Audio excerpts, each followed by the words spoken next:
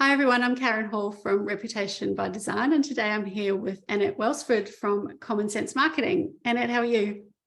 I'm great. Thank you so much, Karen, for having me and talking to me today. It's a pleasure to have a chat. Awesome. And today Annette's going to be talking about marketing ecosystems. So Annette, what does that mean? If we think about the word ecosystem, it conjures up images of forests and plants and animals and birds and soil all living together and dependent on each other and on the sun, the rain, the wind, that sort of stuff to survive and keep renewing. So if you think of that in a business sense, an ecosystem is a network of interconnecting and interacting parts. So we could say that your digital marketing ecosystem is the online version of you and your team physically prospecting, selling, servicing, and managing your customers. Oh, I like that. That's great. So in that regard, do we need a website, or a website's dead? Well, that's a good question. And that's something I've seen a bit lately, because with the huge rise in social media, people are asking, well, I've got a Facebook page and a LinkedIn page and a YouTube channel. Do I really need a website? Yes, is my answer to that, because the website is one component of the whole digital marketing ecosystem. So if we just have a quick look at all the components, the first one is having the right strategy. So this is who your ideal clients are, your branding, your messaging, the offers, and your goals. That's the first thing. So that's just your overall strategy. The second is your website, because that's where you build trust and you reduce risk and you prove that you do exist. There is a bit of thought process that if you don't have a website, you don't exist. Email marketing is where you keep the conversation going. So that's the third component. The fourth is getting found through searching online. So you want to get found on the first page of Google to get leads and sales, because that's where 97% of people stop on the first page, either on the first page or in the 3-pack. Number 5, you might want pay-per-click advertising through Google Ads or Facebook or wherever, and through remarketing. Number 6 is social media. So as we know, you need to be finding people in the places where they're hanging out. If they're over 40, it might be Facebook. If they're under 40, it might be TikTok. Well, that's generalizing a little bit, but yeah.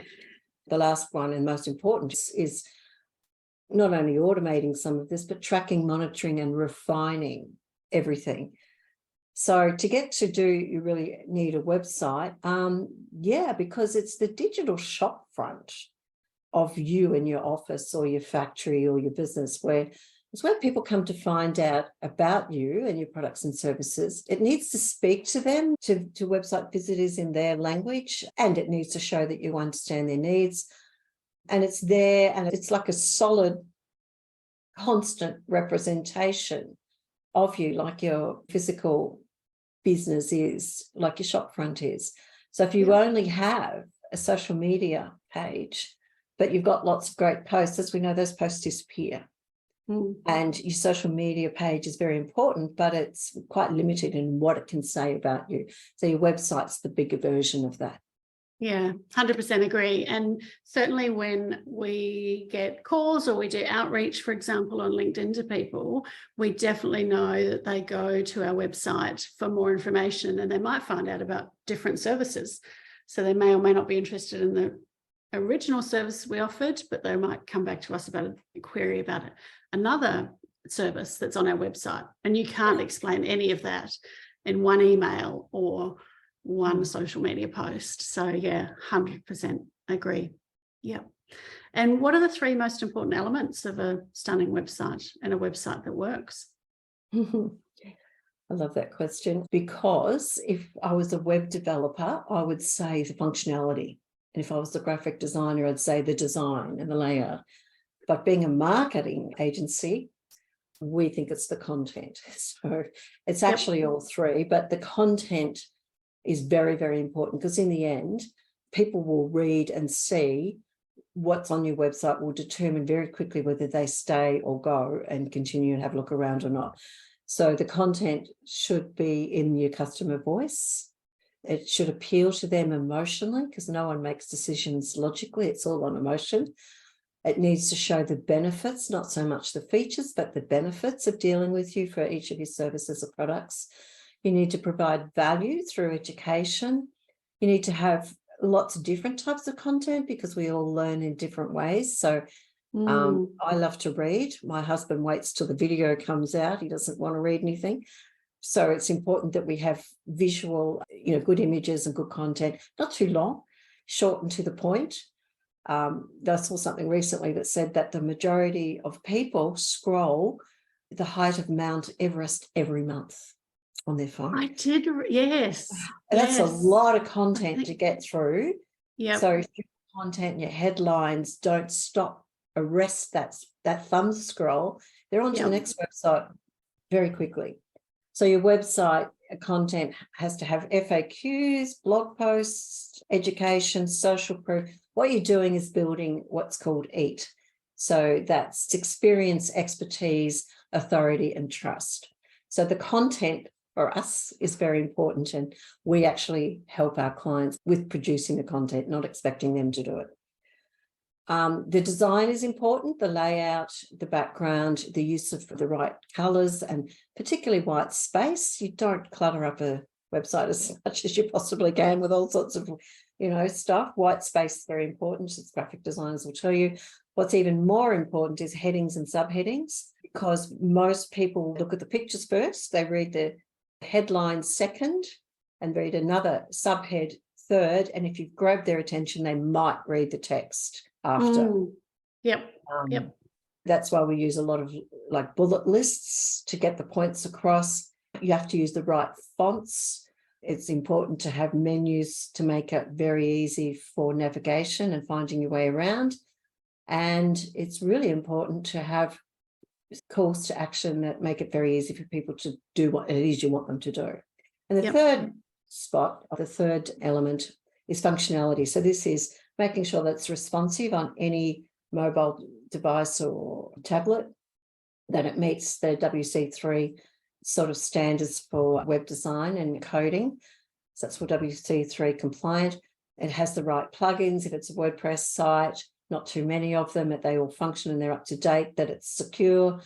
It's very easy for people to hack websites and take them over if they're not kept up to date constantly, particularly the themes and plugins. There should be forms that are integrated in with your CRM so people can contact you and get emails.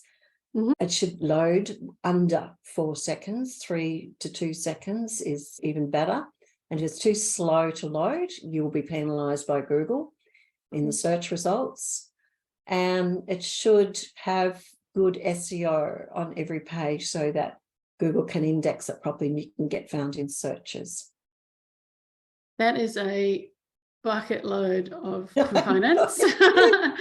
I know there's do-it-yourself websites, but I don't think they cover anywhere near a fraction of those. So do you need a specialist to help with all of those components? I'm going to say yes, but I'm also going to say that you need to be very careful about who you choose, because there are a dime a dozen, and I get probably 10 emails a day from people all around the world offering to build me a website or fix my website. How ironic. Because they haven't actually done their homework. You can't just watch a couple of YouTube videos and read a couple of articles and next minute you're a WordPress expert. You do need to cover all those things. It's taken us years and years and years of qualifications and study and keeping up to date with all the latest stuff to get the copywriting right. You know how hard it is to get the content right, let alone the functionality and the security and stuff like that. So there's a lot to it. And so if you have an agency that is experienced in all of those elements, it's worth it. Do you have some case studies of clients where you've been able to take a mediocre website to something that's outstanding? Yeah, we've got a few case studies like that. One of them that springs to mind is an e-commerce site that came to us about probably 4 years ago now. They've been generating online sales, but nowhere near what they thought. And the web person who has been managing the site was a web developer. So he didn't do any of the content, and he'd moved on to other projects, and he was hard to get hold of, and they were sick of the lack of customer service and slow response. So they found us, and the first thing we did was we put heat mapping software onto the back of their website and just recorded in short videos what people did when they got there, where they clicked, what pages they went to, where they did what's called frustration clicking, because they couldn't get the answer there, so they clicked here and then they couldn't get it. And you could watch their whole journey through the site and how many of them actually went to purchase and where they left. And we figured out that, first of all, no one scrolled to the bottom of the page. The page was way too long. People didn't stay on the homepage very long because it was really boring and it didn't tell the story. So they went to other pages to try and find the answers. But there was too many steps between the product, then the description, and then you had to go somewhere else to look at the shipping, and then somewhere else to look at the returns. And then by the time you got to the checkout, it was about 3 steps in the checkout, and it didn't have everything. It was a really long and convoluted process. So we completely rebuilt the site, redid all the copy, all the images, changed the way the products were presented and presented them to specific groups, children or adults or whatever, simplified the checkout process and made the calls to action just 1 per page, not 10, and made them really strong, like purchase here or select your color or whatever. And yeah, they've gone, I think we're up to about, so it's from 3 years ago to now is close to a 350% increase in online sales. Amazing. Because I know how frustrating that is when you're trying to buy something on the phone, which we all do. And when it's not simple, when you've got to click round and back and you just give up. Yeah. And you've also got no trust. Yes. If they're making it that hard, what's it going to be like to deal with them? Yeah. I either give up or I try and remember to do it on my laptop. By that time, you've just been distracted by 10 other things and you forget. That's right. Yeah. So it is about that whole journey then. And the question in that is, how do you get the right people to either that website or any website? The first thing to know is, who is your ideal client? And it's not everybody on the planet with a wallet. It is specific people of age groups and areas and demographics. So you need to know that. You can find out a lot about that from your own knowledge of your customers, but also by having a look at Google Analytics and looking at the reports and looking at the demographics of people visiting your site, and then following that through and seeing which ones of them are spending time on the site and taking the actions. A lot of website owners don't know that they've already got all this amazing information. It's just never been shared with them, or they haven't been shown. It's one of the first things we do is show them through, if they haven't got Google Analytics, we put it there, it's free. And then we set up lots of conversion tracking so that they can track it. So the first thing is to know your ideal clients' avatars, and then to know where they hang out most. For example, another story is we have a trade business who sells a roofing kind of product. And the majority of people, after we dug deep down into all the people who had purchased over the last couple of years, we found out that they're all over, 50, the majority of them. So there was no point doing some of the stuff that they'd been doing because they weren't hanging out there. So we decided to limit the marketing strategies to where these people are hanging out, and in a way that makes it really easy for them to respond. So they responded really well on Facebook. So we stopped anything on Instagram, and we stopped on LinkedIn because it just wasn't appropriate. And we did a lot of follow-up automation, and that had a big effect because the older people like to have the trust. They want to see the reviews. So it is important that you know a lot about your customers to get the right ones to your site, not waste your money on campaigns in the wrong places. And then just following on to that, then how do you turn those inquirers into buyers? By making sure that you only have one call to action per page. Like there's nothing worse, you go to a site and it's call now, or check out this, or fill out this form and get this. It's so confusing. And when you offer people 2 or 3 options, they get a bit, oh, I don't know what to do. And so they just go. So it's one call to action per page. You got to make it really easy, like I talked about with that e-commerce site. Some of the corporate businesses that we've dealt with in particular get very precious about their corporate branding, color coding schemes. And, you know, you can only use this blue and you can only use this gray and we don't have any other colors or whatever. That doesn't help when you want people to click a button and fill out a form because they can't see the button because it doesn't stand out. You must have bright color button, and I don't care if it doesn't go with your branding. What we're after here is to make it easy for people to find what it is you want them to do. Yep. If they don't inquire or buy, then you'd be lucky if 5% did, because at that point they might be just gathering information or doing their research.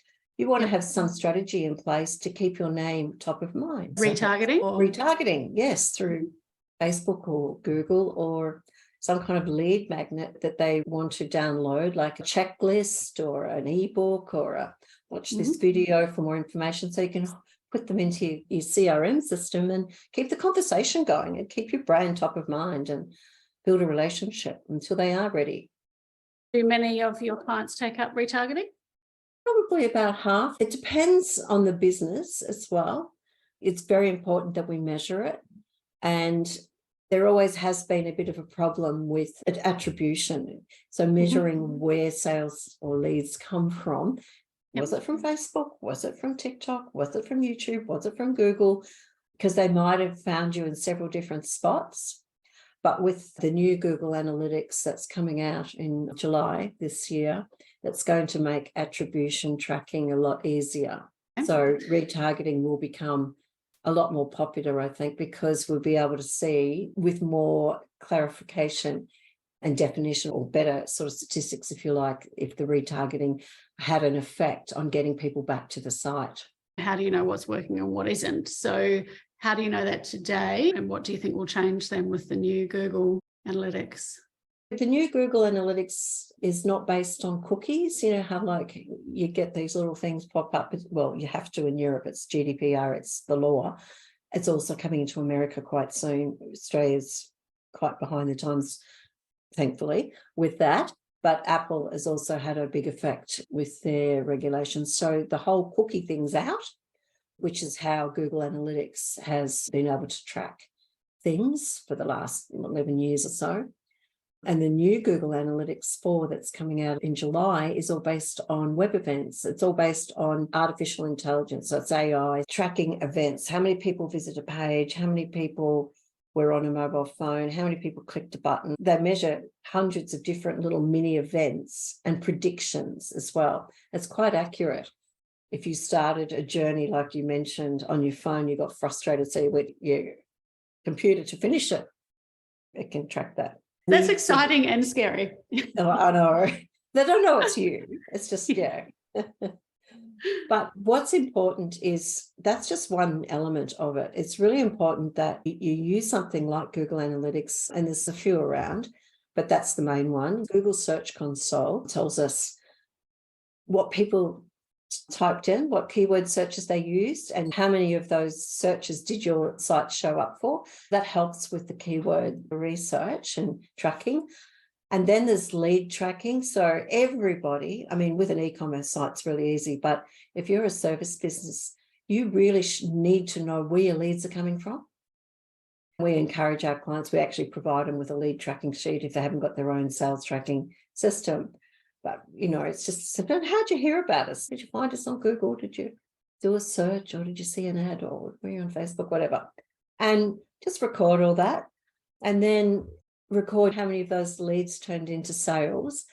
And then we provide another tool called the return on investment tracking, where you can plug those numbers in and you can see how much you spent on Facebook promotions or posts or marketing, how much you spent on Google, how much you spent on emailing people, and where all the sales came from. If you're not measuring that, you're literally shooting in the dark. There's so much to it, as you can see. But if you do have a really good website that people visit and they click around and they read a lot of information and they maybe come back to it and they perhaps contact you or buy from you, It has a big impact on your reputation. A poor website that doesn't produce good results is not only a waste of money, but it's actually damaging your reputation. I know when I started business 8 years ago, I had so much, I call it website shame, until we upgraded, because, my website was, and whatever the email address was, you weren't proud of it. So you need to be really proud of it, and it needs to work. And you've given us so many things to think about in terms of what works, what's important today. And I know you've got a special offer today, which I'm going to be taking up. So can you tell us about that? Sure. It's called the Digital Marketing Ecosystem Review and Recommendation. So it's a bit of an audit.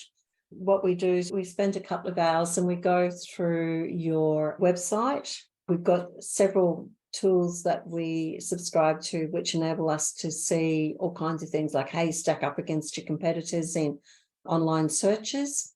We ask you to give us just limited access to the back of your website and to Google Analytics, and we go in and we look at all the stats, and we come out with a report saying you do it, and we test the site speed, we test all the things that Google looks for to meet their hundreds of requirements.